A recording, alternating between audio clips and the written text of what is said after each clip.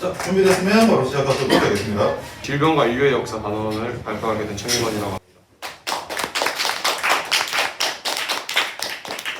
네, 맨 먼저 진로 학과 및 주제 선정 동기, 그 다음에 테스트, 그리고 청년도 코로나, 마지막으로 요약 정리 및 느낀 점 우선으로 발표하겠습니다. 진로 학과 및 주제 선정 동기입니다. 먼저 진로 학과는 경제학과고요. 주제 선정 동기는 일단 인간과 동물이 함께 생활하기 시작한 농경시대 시기부터 바이러스는 인류와 함께 생활해 왔습니다. 인류의 발전에 맞춰 바이러스 또한 끊임없이 발전해왔고 인류의 역사에 큰 영향을 미칠 만한 대유행급 전염병이 몇 차례 있었습니다. 그리고 지금도 진행 중이고요.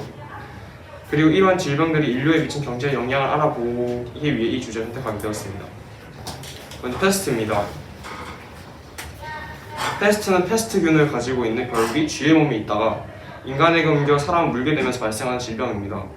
이 병균이 사람 몸을 침입하면 우리 몸에서는 이들을 제거하기 위해 면역계가 작용하여 림프샘이 커다랗고 벌겋게 부어오릅니다.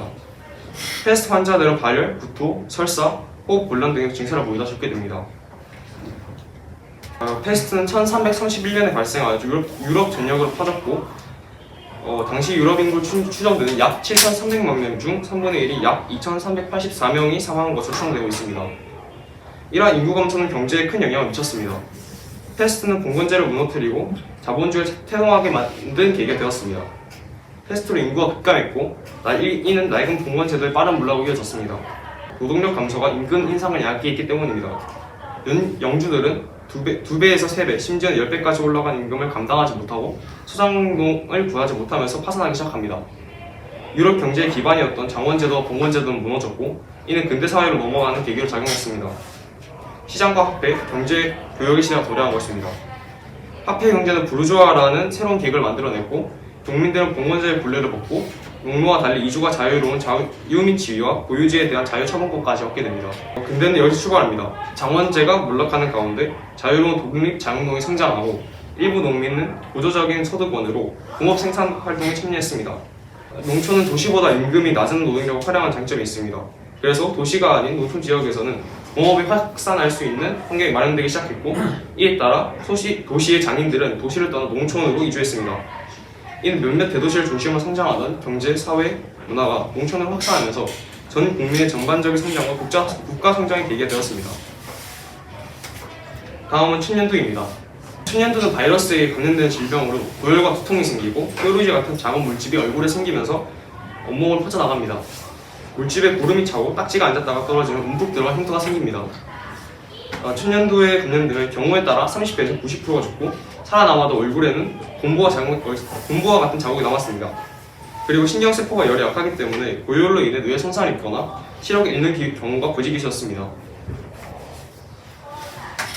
15세기 이후 춘년두는 아메리카의 역사를 바꿔놓았습니다.